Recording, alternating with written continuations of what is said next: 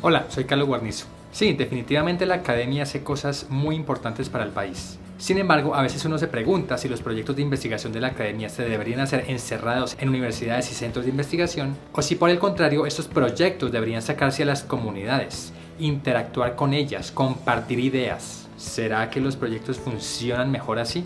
Hoy, en la celebración del aniversario de la Fundación Alejandro Ángel Escobar, tendremos a Adriana Chaparro, Iván Darío Vélez y Juan Camilo Cárdenas, quienes nos contarán la relación entre sus proyectos académicos y las comunidades, aquí en Ciencia Café, pa' su merced.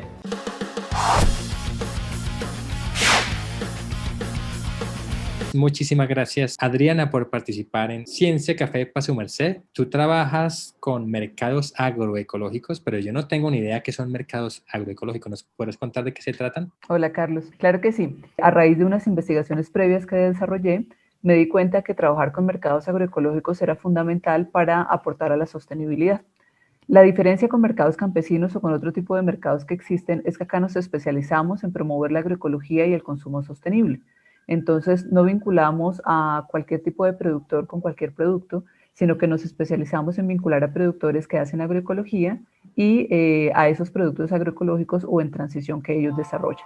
Entonces, agroecología específicamente, ¿qué se diferencia a los demás mercados? Bueno, esa es una pregunta muy importante, Carlos. Normalmente la gente tiende a confundir la agroecología con la producción orgánica, pero en Colombia son diferentes. La producción orgánica, biológica y ecológica, que son los sinónimos que se utilizan en la norma nacional, se refieren a una producción que no utiliza químicos y que trata de promover la sostenibilidad. Pero lo que ha pasado alrededor del mundo en estas 5 o 7 décadas que lleva de existir la producción orgánica es que se ha desviado hacia una versión poco ética y en realidad poco sostenible. Entonces lo que tratamos de hacer con la agroecología es retomar ese cauce original para enfocarnos en realidad hacia la ética y hacia la sostenibilidad. Y una cosa muy novedosa en lo que hacemos desde los mercados agroecológicos y específicamente desde la producción agroecológica es que tratamos de que, digamos, los productores de pequeña escala, que usualmente han estado marginados de este tipo de producción, en realidad sean vinculados, porque la producción orgánica terminó volviéndose, sobre todo en Colombia, un proceso elitista.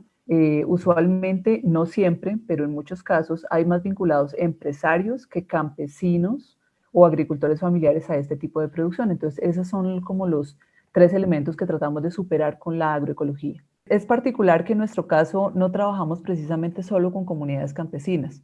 Acá es bienvenido el que quiera trabajar en agroecología. Entonces hay una diversidad muy bonita, Carlos. De hecho, trabajamos con comunidades campesinas, indígenas, afrodescendientes, pero también, y precisamente con el ánimo de incluirlos, trabajamos con productores urbanos, con neocampesinos.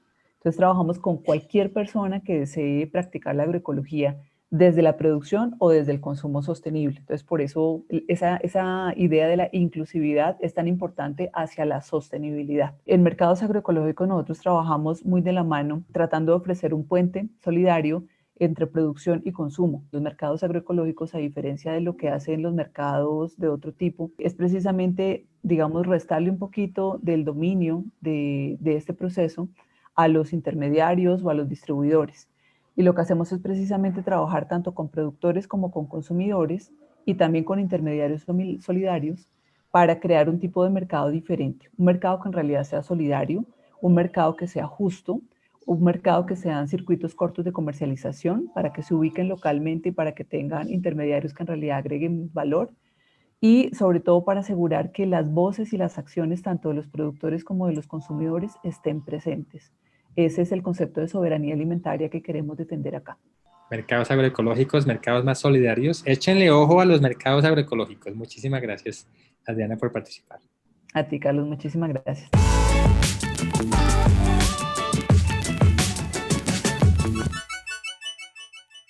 Muchísimas gracias, Iván Darío, por participar. Bueno, entonces cuéntanos de qué se trata el PESET y cuál es su relación con las comunidades. Muchísimas gracias. Sí, el PESET es el Programa de Estudio y Control de Enfermedades Tropicales de la Universidad de Antioquia y llevamos 34 años trabajando directamente con las comunidades indígenas, campesinas y también de ciudades en todo el país, desde la costa caribe hasta el Amazonas, todo el país. Hemos estado en los últimos años trabajando en el control biológico de dengue, zika y chikungunya en ciudades como Bello, Medellín, Itagüí y ahora en Cali. Entonces es una experiencia muy bonita porque para controlar el dengue nosotros tenemos que soltar zancudos con una bacteria que se llama Wolbachia. Eso de que llegue a la universidad a soltar zancudos es algo que no lo va a aceptar las personas fácilmente. Claro. Tenemos que trabajar con la comunidad. Primero que todo, explicándole muy claramente qué se trata del proyecto. Esos zancudos tienen una bacteria que se llama Wolbachia y cuando los soltamos se van a aparear con los locales y las nuevas generaciones van a tener la bacteria Wolbachia, y el mosquito cuando tiene Wolbachia no puede transmitir ni dengue, ni zika, ni chikungunya. La gente entonces empieza a pensar, pero van a liberar una bacteria, será peligroso. Entonces les explicamos muy claramente que no tiene ningún peligro ni para la comunidad, ni para los otros animales, ni para las plantas. Es una bacteria exclusiva de insectos. Entonces empezamos a trabajar con la comunidad, con los escolares, con el jefe de núcleo, en otras es con toda la alcaldía, pero siempre con los líderes locales y con la comunidad, iglesias, todo el mundo, a explicarles muy bien y a pedirles que nos colaboren, y ellos participan albergando trampas de mosquitos y también en la liberación de mosquitos. Hay que cambiarles el miedo que tienen por el zancudo, por este nuevo zancudo que es el que nos va a proteger de las enfermedades. Eso es un trabajo de participación comunitaria, de comunicaciones muy intenso y que lo hemos hecho muy bien y hemos tenido 95% de aceptación en todas las ciudades donde lo hemos llevado a cabo. Fantástico. O sea, ¿tú crees que sin participación de la comunidad no sería exitoso el proyecto? Absolutamente. Necesitamos que la participación de la comunidad, pero también el conocimiento de las autoridades, todos los líderes, porque eso es fundamental para el éxito del proyecto. Bueno, excelente esta iniciativa del PCET y muchísimas gracias, Iván, por haber participado en Ciencia Café. Pase, muerte. Muchísimas gracias para ti.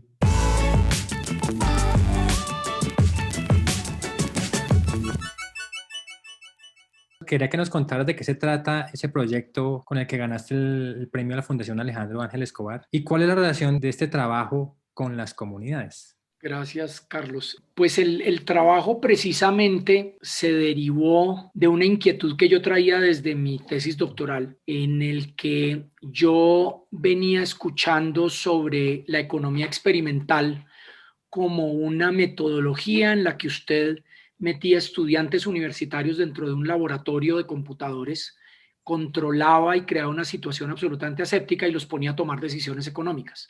Y yo quería estudiar los problemas ambientales y del manejo colectivo de los recursos naturales en comunidades rurales, pero me parecía absurdo que podía resolver esas preguntas mirando las decisiones de estudiantes universitarios que están acostumbrados a otro tipo de retos y otro tipo de problemas. Y en mi tesis doctoral, mi propuesta metodológica era: vamos a transportar y traducir esos experimentos de laboratorio al campo. Vámonos a campo, a donde hay comunidades y comunidades que en su vida cotidiana manejan esos recursos naturales, manglares, fuentes de agua, bosques, pesca y demás.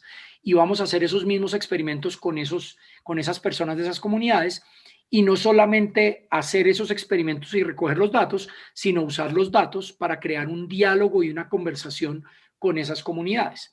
Entonces, durante el trabajo de campo, me dediqué a ir a varios sitios en Colombia en donde había comunidades rurales que dependían de la pesca o de la leña o de la madera o del manglar o de fuentes de agua.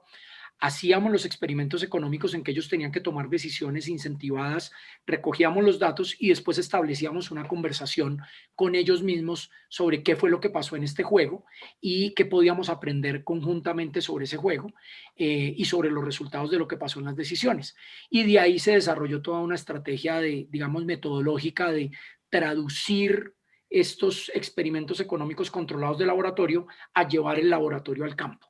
Y en el campo tratar de hacer esa conversación con los miembros de las comunidades, con los líderes de esas comunidades, con las ONGs que estaban trabajando en esas comunidades y entre todos construir una conversación sobre cuáles eran los retos de manejar colectivamente los recursos naturales. ¿Tú crees que esos proyectos donde se manejan recursos naturales puede funcionar en ese medio aséptico universitario con estudiantes exclusivamente o necesariamente toca incluir a las comunidades? Yo después hice un regreso al laboratorio en el sentido de que ya también el laboratorio más aséptico de universidad me permitía también pulir, sofisticar, calibrar algunas cosas y correr experimentos con mucha más rapidez. y empezó una conversación entre el laboratorio en el campo y el laboratorio universitario, y después complementado con el otro, que es el otro laboratorio, digamos, de conversación mío, que es el aula de clase, en donde podía traer esas experiencias y esos experimentos a trabajar con mis estudiantes y poner a mis estudiantes también a participar en los juegos. Entonces se volvió un triángulo de laboratorio en campo, el laboratorio en la universidad y el aula de clase, y todos se volvieron espacios de diálogo y de aprendizaje mutuo de esas tres patas. Muchísimas gracias, Juan Camilo, por haber participado en Ciencia Café Pase Mate. Listo, Carlos, me alegra mucho. Excelente.